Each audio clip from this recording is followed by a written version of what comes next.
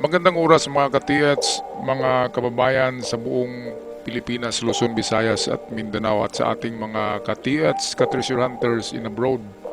Sa ibayong dagat, sana ay nasa mabuting kalagayan ng lahat, lalo na ang ating mga OFWs na nandyan sa the Middle East.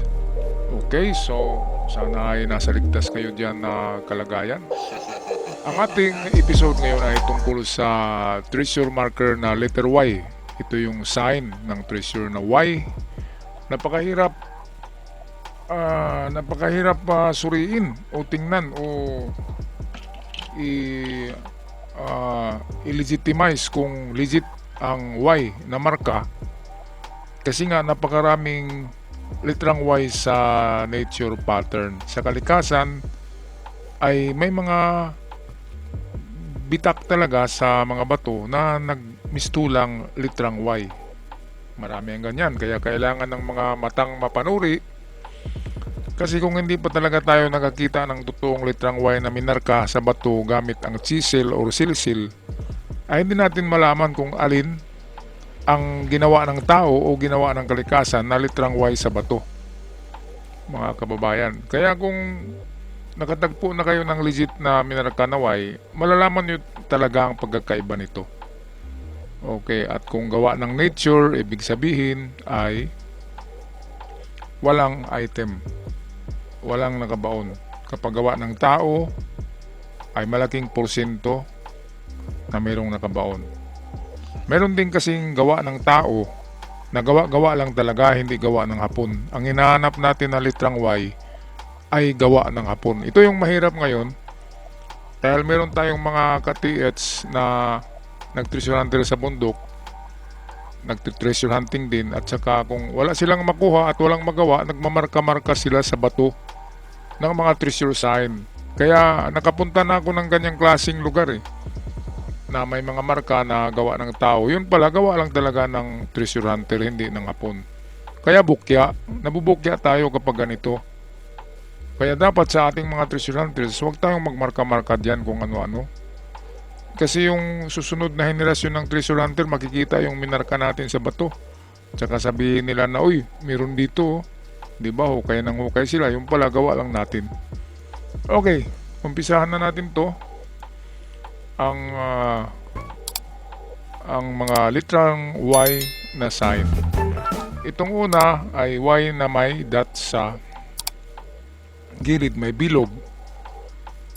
So, silver coins, ang laman niya, dahil meron siyang dot sa kanyang kanan. So, ibig sabihin, dahil ang dot ay nariyan sa kanan, ay dito tayo sa bandang kanan ng bato maghanap, bandang kanan. Okay, so walang gamit, walang kagamitan. Treasure code sign lang. So, bandang kanan tayo test dig kapag ganito na nasa kanan ang dot.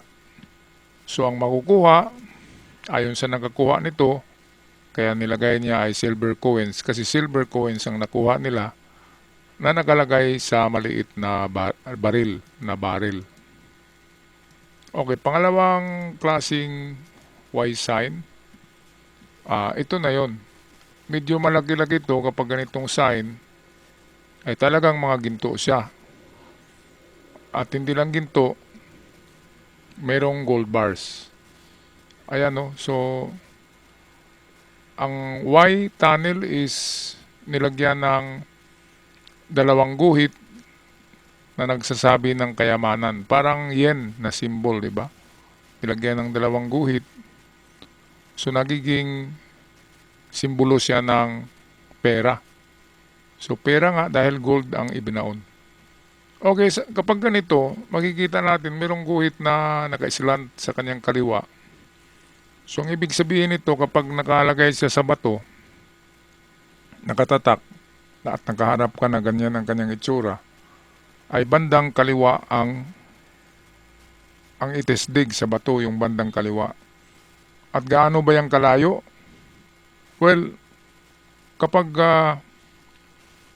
medyo maliit lang na bato ang minarkahan yan, ay may distansya yan. Pwedeng 300 hanggang 5 meters. Pero kapag malaking bato, ang minarkahan niya na kasing laki ng tricycle na pwedeng maghukay sa ilalim ng bato na hindi ito babagsak. So pwedeng sa left side of the big rock ang ganito. Kapag malaking bato, nasa gilid talaga ng bato. Pero kapag maliit, dumidistansya ka kasi kahit ang hapon ay hindi nagbaon ng nakadikit sa maliit na bato ang hukay kasi mahuhulog yung bato. So ganun yun mga kababayan. Kapag malaking bato, ay pwedeng treasure under the big rock or beside. Ayun. So ito naman, dalawang underground passage.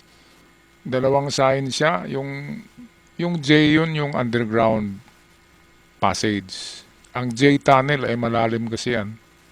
Kapag mga J tunnel, yan yung tunnel na biglang mag-ano sa ilalim, biglang mag-horizontal. Hindi palaging vertical. So bigla siyang mag-slant, kaya J. So ayan, so sa tunnel, itong ganito, ang item ay itong U. So ang pagpasok sa tunnel ay nasa kaliwa na banda. So medyo mahirap yan. Kasi yung mga J tunnel ay may mapa yan. Meron mapa kasi General Treasure symbol ito, ang J. J tunnel ay malalim. Meron akong dalawang mapa kasi na gumamit ng J. Ang J ay entrance yan talaga. Diyan dumadaan sa bato na may marka na J. So kung ang J minarka sa bato na malaki, diyan lang sa gilid ng bato ang entrance papuntang tunnel. So pagdating ng 14 meters, ay meron na siyang hagdan na makikita gawa ng bedrock. At yung hagdan na yon ay papunta na yon doon sa treasure bunker. Ang problema nga lang ay bigla siyang mag-horizontal sa ilalim ng lupa after 14 meters. Kapag mga J tunnel, karamihan ito ay nasa gilid ng malaking kahoy ang entrance. At 14 meters yan ang lalim bago magkaroon ng hagdan. Nasabi ko yan kasi may mapa ako na hawak na may marka, may gumamit sila ng letter J sa entrance. So kapag letter J, expected na malalim yan at may tunnel. At napakahirap yan kapag malaking tunnel sa loob. Marami kasing possibility ang tunnel. Pwedeng nasa kisame, pwedeng nasa gilid, left and right, or pwedeng mismo sa inaapakan na lupa. So ito, in the creek. So treasure in the creek. Karamihan ng marka na ito ay wala sa creek to, nasa may distansya sa creek. Pero tinuturo nito ay creek kapag nakita ito. Ayan, so meron siyang itong parang V na baliktad, yan ay entrance. There is an entrance to tunnel. So Y tunnel, D is for the deposit. Ang I ay pwedeng distansya siya. So sa I malalaman yung distansya. Ayan, so in the creek, kapag ganito, hanapin lang yung countersign sa creek. Meron yan. Kapag may item sa creek, merong mga countersign sa creek. Ang tinatawag na central marker or main marker, meron talagang kasama yan na countersign, hindi pwedeng nag-iisa yan. At sa unahan yan, doon makikita ang final marker na doon huhukayin sa tabi ng final marker or sa gilid or sa front. So ito, alam naman natin na ang Y ay tunnel talaga yan. Y is an open tunnel yan. Open, ibig sabihin, barado lang siya ng lupa, nilagyan lang ng backfill. Pero kapag hukayin ay makikita mo yung dating tunnel. Pero hindi siya nilagyan ng mga malalaking bato na silyo sa entrance. Hindi kagaya ng H tunnel. Kapag H tunnel, sarado yan. Merong mga concrete na nakasilyo before makuha ang item. So ito yung maganda sa Y kasi hindi siya wala siyang obstacle na concrete seal, walang binuhos na konkreto. Kaya nga lang, kapag Y tunnel ay of course malalim din yan at horizontal din yan doon pagdating sa 12 to 14 meters ay meron na namang hagdan na makita doon at papunta ka na sa horizontal. Baybayin lang yun sa bandang dulo ng tunnel ay naroon na yung treasure bunker. Paano malaman na treasure bunker? Merong takip yan na malaking bato. Nilagyan niya ng malaking bato ang bunker na sliding. Itutulak lang yun eh. At pagtulak mo niyan ay ingat kayo, huwag kayong huminga dahil sisingaw diyan ang methane gas. Ang methane gas ay pwedeng iniwan talaga yan ng hapon at pwede ring diyan na yan nabuo habang 80 years na ang nakaraan. So nagkaroon na ng natural methane gas ang underground. Okay, so ito yung mga Y na binibigyan siya ng distansya. So ayan, 'di ba nakita natin kanina merong sign na may I. So ang I ay isang guhit, 10 yards ang isang guhit na parang litrang I. So ito 'yun, no. So ito parang 11 tingnan, pero ang ibig sabihin niyan 10-10 sa bawat guhit. Ayan, so, nakatayo 20 yards. Nakatayo ang guhit. So 20 yards distance ng litrang Y. Nasa kabila ang direksyon. Itong merong mga dot, ito yung direksyon. Papuntang kaliwa. Baliktad kasi ang hapon pag sumulat. Ang paraan ng pagsulat ng hapon ay baliktad eh. Sa ating tingin ay tama tayo pero baliktad sila eh. Kaya karamihan ay mirror image sa mga signs ng hapon. So minsan itong Y sign na kagaya nito na parang straight lang yung kanyang kuwit. Ito yung kuwit niya. Straight. Ito yung mga Y na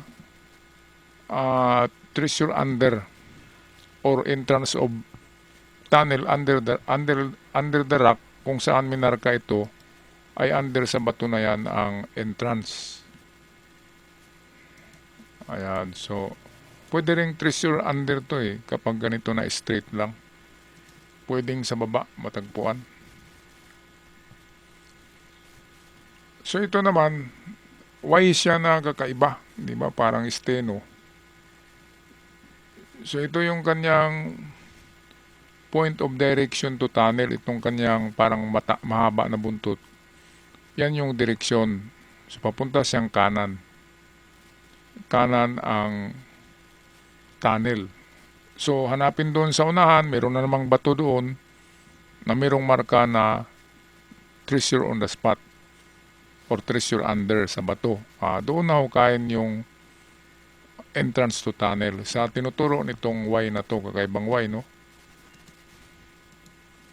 Okay, patuloy tayo. Ito naman, no? Ito ay nagtuturo ng direksyon na Y. May kasama siyang P. P is treasure yan. Yan ay isang giveaway ang P. So, giveaway in the tunnel, check is nag-confirm na meron. So, YP check, meron.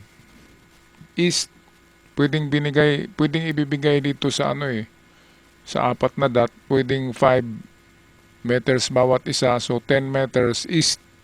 Pwedeng ganon. Pwede ring 1 meter lang yung bawat dot, so 4 meters or 20 meters going east kapag ganitong sign. Ngayon, pupunta kayo ng east, dalhin yung inyong dowsing or pendulum or anumang gagamitan nyo dyan na meron kayo. At i-confirm nyo ang 4 and 20 meters kung merong detection. Alin man sa dalawa na mag-detect ng mabilis, malakas, ay tisdig ka agad. So ito naman, baliktad, west part of tunnel.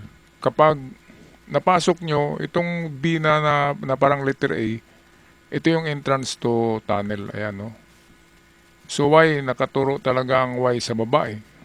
So itong klaseng Y na to, nagtuturo ng entrance to tunnel ay nasa baba ng bato na minarkahan nito.